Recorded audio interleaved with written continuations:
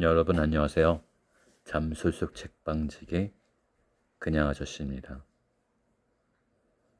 제가 이 채널을 하게 된 이유 중에 하나는 어릴 때 그 여자친구가 전화 통화할 때 들은 이야기가 생각이 나서예요.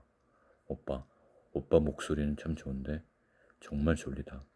근데 이게 한 번이 아니었던 것 같고 별로 유쾌했던 기억은 아닙니다만 요즘같이 잠 잘 자기 너무 어렵고 귀한 그런 시대가 되었잖아요. 그래서 이런 졸린 목소리도 쓰임이 될 수 있겠다 이런 생각이 들어서 이렇게 도전하게 되었습니다. 제가 처음으로 선택한 작품은 1930년대 우리나라 근대문학 20선의 대표작인 이유성님의 메밀꽃 필 무렵을 최대한 졸리게 읽어보겠습니다. 여러분.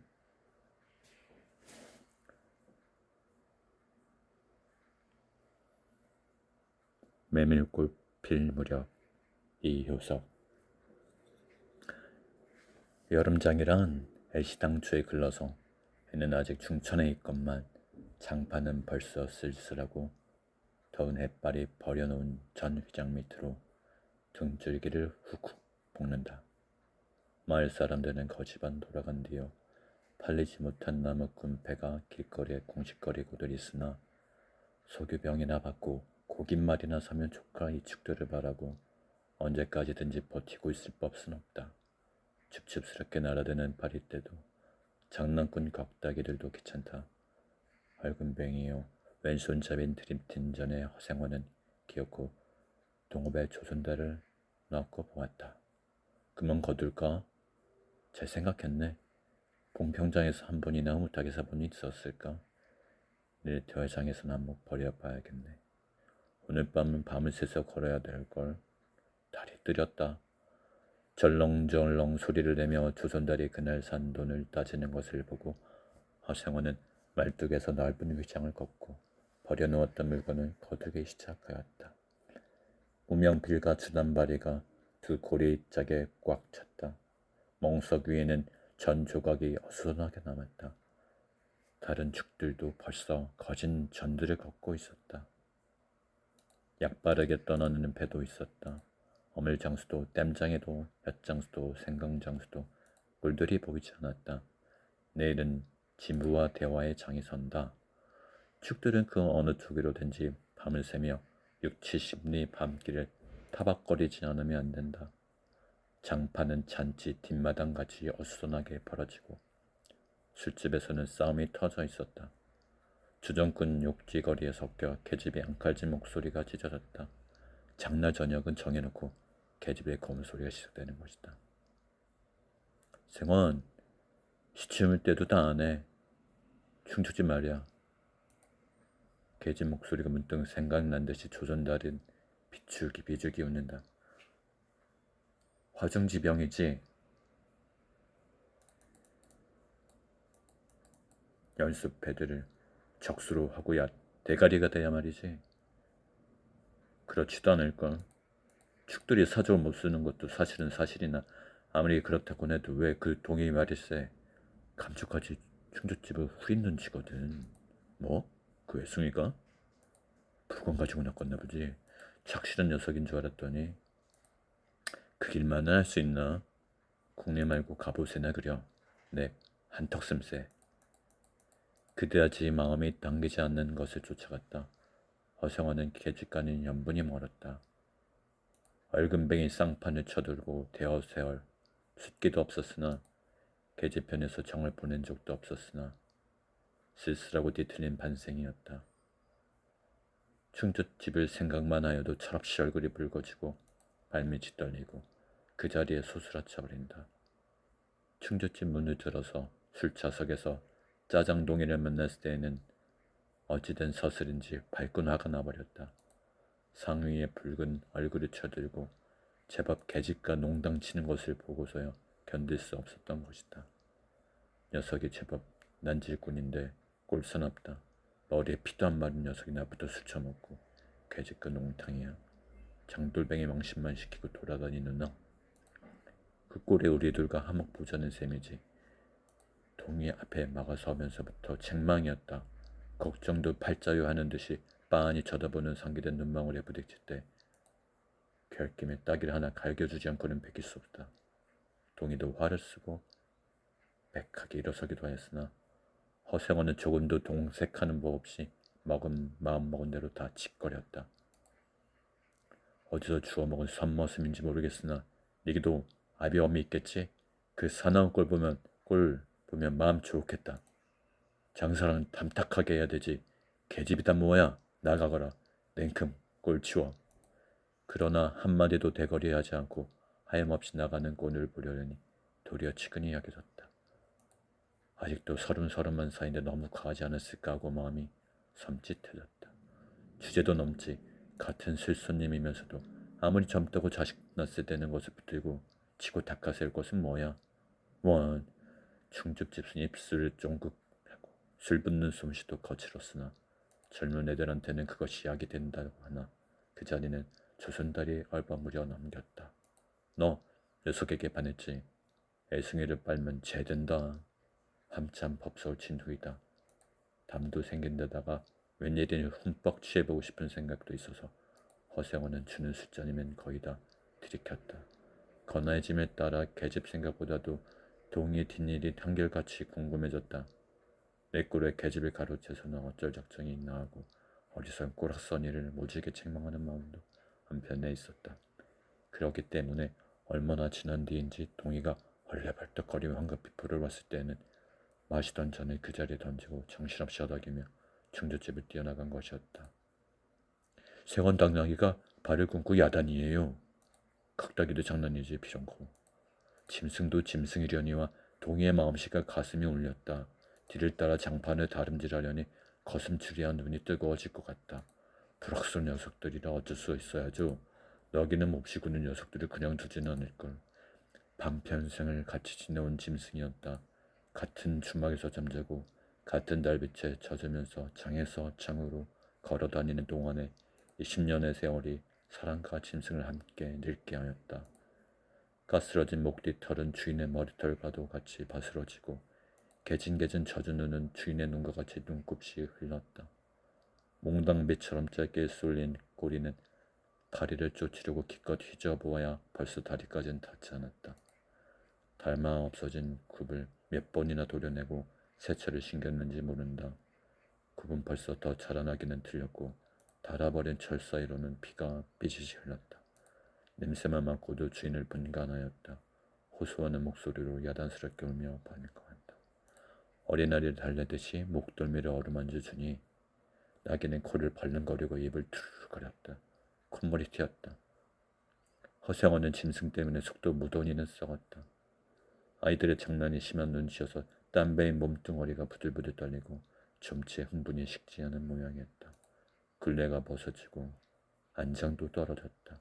요 몹쓸 자식들하고 허생원은 호령을 하였으나 패들은 벌써 준행나로 논디어 몇 남지 않는 아이들의 호령 놀라 비슬비슬 멀어졌다. 우리들 장난이 아니오. 암놈을 보고 저 혼자 발광이지. 콜리게 한 녀석이 멀리서 소리쳤다. 그 녀석 말투가 김천빛 당나귀 가버리니까 웬 또 흙을 차고 거품을 흘리면서 미친 소같이 날뛰는 걸.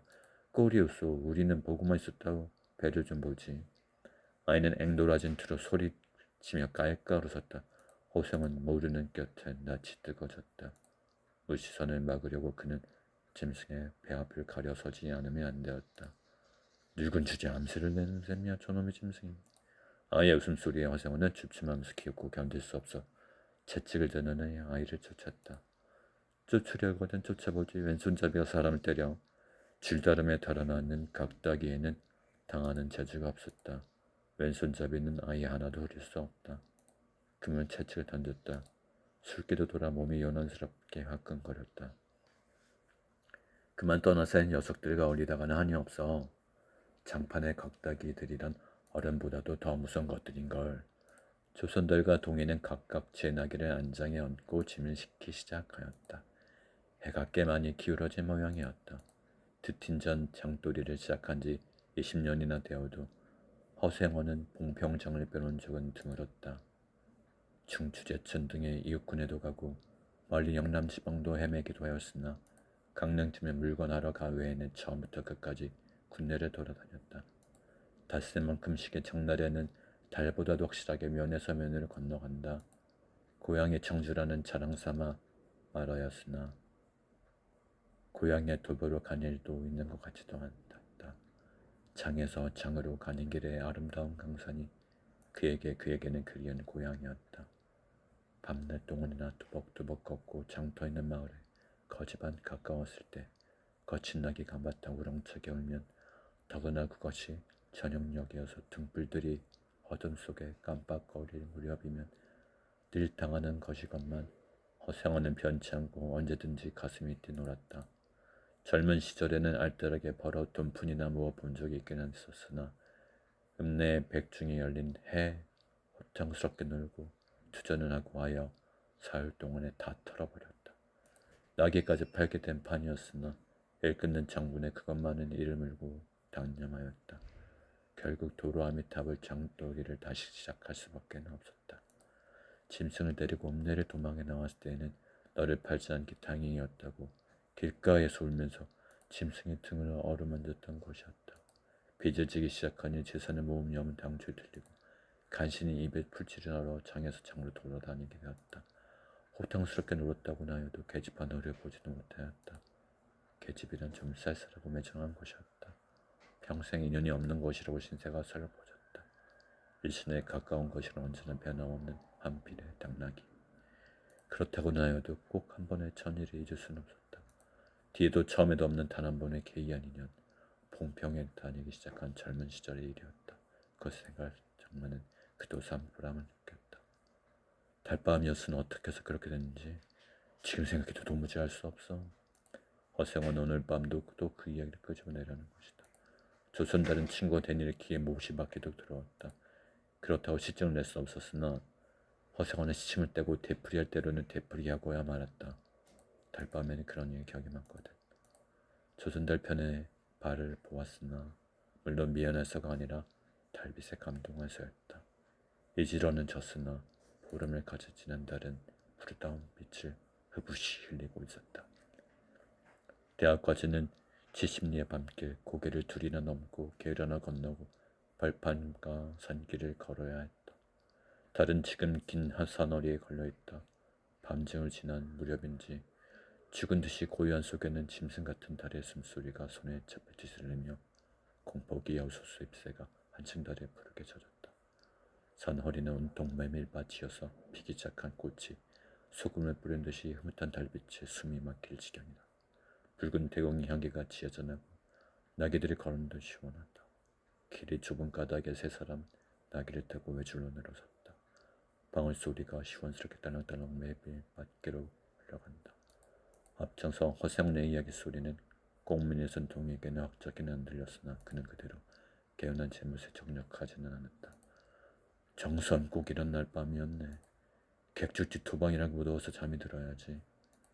밤 추운 데서 혼자 일어나 개울가를 목욕하러 나갔지.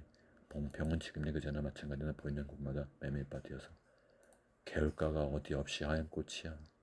돌밭에 벗어도 좋을 것을. 달이 너무도 밝은 까닭에 옷을 벗으러 물방앗 안에 들어가지 않았나.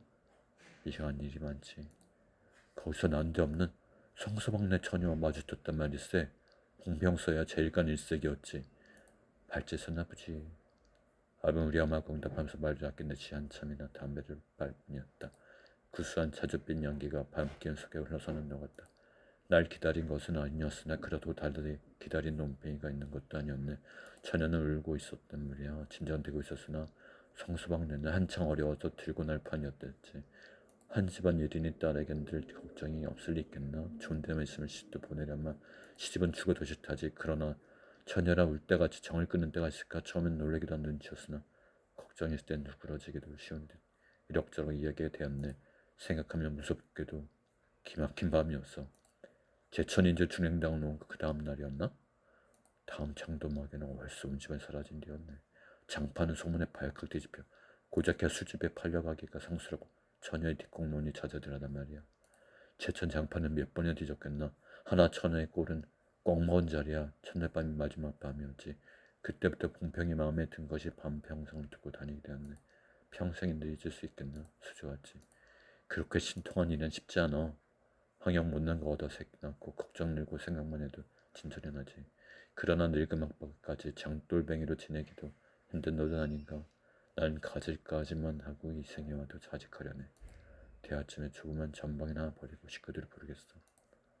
사시장 쭈뚜벅뚜벅 걷기는 여간이래야지. 예천을 만나면 같이나 살까. 난 거꾸러질 때까지 이 길 격일 다 볼 테야. 산길을 벗어나니 큰 길로 튀어졌다. 꽁무니의 동이나 앞으로 나선 아기들을 가로들어섰다. 천국도 젊겠다. 지금이 한창 시절이었다. 충주집에선 그때만 시술해서 극골이 되었으나 설게 생각 말게. 아, 처천만해요. 되려 부끄러워요. 계집이란 지금 왜 제 격인가요? 자인학교는 어머니 생각뿐인데요. 허생훈의 일을 열심해야 끝이라 동이 어준한 불스러진 것이었다. 애비애미란 말에 가슴이 터지기도 같았으나 제겐 아비가 없어요. 피부치는 어머니 하나뿐인걸요. 돌아가셨나? 당초부터 없어요. 그럼 우리 세상에 세연과 손들이 야단스럽게 껄껄 들으니 송이는 성색하고 웃길 수밖에 없었다. 부끄러워서 말하지 않으랬어. 정말이에요. 제천촌에서 달도 차지 않은 아이를 낳고 어머니는 집을 쫓겨났죠. 무슨 이야기나 그러기 때문에 지금까지 아버지 얼굴도 본 적 없고 있는 고장도 모르고 지내와요. 고개가 아픈 눈가닥에 세상을 나기를 내렸다. 둔덕은 험하고 입을 벌리기도 대견하여 이야기는 한동안 끊겼다. 나기는 건듯하면 미끄러졌다. 어서 오는 숨이 차 몇 번이고 다리에 쉬지 않으면 안 되었다. 고개를 넘을 때마다 나이가 아니었다. 동이같이 젊은 축이 그지없이 부러웠다. 땀이 등하며 땀쭉 쏟아졌다. 고개 너머는 바로 계열이었다. 장마에 흘러버린 널떠리가 아직 걸리지 않은 채로 있는 가닥에 붓고 건너야 되었다. 고위를 벗어 띠로 등에 얼룩 메고 반 벌거숭이 우스꽝스런 꼴로 미숙이 뛰어들었다. 금방 땀 흘린 뒤였으나 반물은 뼈를 찔렀다. 그래 대체 기르긴 누가 기르고? 어머니는 하는 수 없이 우물을 얻어 가서 술정사를 시작했죠. 술이 고줄에서 우울하고 전망난이에요. 철들어서부터 막 시작한 것이 하루인데 편한 날이 있었을까. 어머니는 말리다가 채고 맞고 칼부림을 당하고 나니 집골이 무엇겠어. 18살 때 집을 뛰쳐나와서부터 이제 시죠. 충원 낯설은 삶이 무던하다고 생각했더니 듣고 보니 딱한 진세로군. 물은 깊어 허리까지 찼다. 속물살도 어지간히 센데다 발에 챈 돌멩이도 미끄러워 금시 흘리치다 했다. 나기야 조선달에 재빨리 거의 건넜으나 동이나 어선 영혼을 붙여내고 두 사람 훨씬 떨어졌다. 모친의 친애 원래부터 제천이었던가? 웬걸요? 시원술이 말 안 했으면 봉평하는 것만 들었죠. 봉평? 그래야 애비송 보시오. 알 수 있나요? 도무지 듣지 못했으니까 그렇겠지 하고 중얼거리며 흐려지는 눈을 감을 거면 더성은 경망스럽게 발을 닿았다. 앞으로 고꾸라지가 바쁘게 몸체 풍덩 빠져버렸다. 허비역거릴수록 몸을 거잡을 수 없어 송이가 소리치며 가까웠을 때는 벌써 퍽이나 흘렀었다. 어째 쫄딱 젖으니 물에 젖은 개보다 참혹한 꼴이었다. 동이는 물속의 얼음을 해깝게 얻어볼 수 있었다. 젖다고 나여도 여인 몸에 정정되는 오히려 가벼웠다. 이렇게까지 해서 안 됐네. 오늘은 정신 빠진 모양이야. 염려하실 거 없어요. 그래 모치는 아비 찾진 않고 늘 한번 만나고 싶다고 하는데요. 지가 어딘 계신가. 부부와도 갈라 제천에 있죠. 가을엔 봉평에 머무르실 생각 중인데 이를 물고 벌면 이럭저럭 살 수 있겠죠. 아무렴 기특한 생각이야. 가을이렸다. 동의 탐탁한 등어리가 뼈에 사무쳐 따뜻하다. 물을 다 건넜을 때는 도리어 서글픈 생각 좀 더 뺐으면 하였다. 진종의 시스만 하면 이루 생원 조선들 바로 기억 웃음다. 나기야 나기 생각하다 시쫓겠어. 말 안 했던 거 촛불 제발 새끼 넣었단 말이지. 내 긁는 집 하마에게 말했어. 그를 쫑고 세고 달랑당 뛰는 것이 나기 새끼가 지켜온 것일까. 겉보는 일부 뜸내를 도는 때가 있다네. 사람을 물에 빠치울 때 나는 대단한 나기 새끼고 어서오는 젖은 옷을 맨만큼 져서 입었다. 이가 덜덜 갈리고 가슴이 떨리며 몹시도 추웠으나 마음은 알 수 없이 둥실둥실 가벼웠다. 주막까지 부지런히 가세나 뜰에 불에 피우고 후시어 나에겐 더 물을 끓여주고 내일 대화장 부은 제천이다. 세원도 제천으로?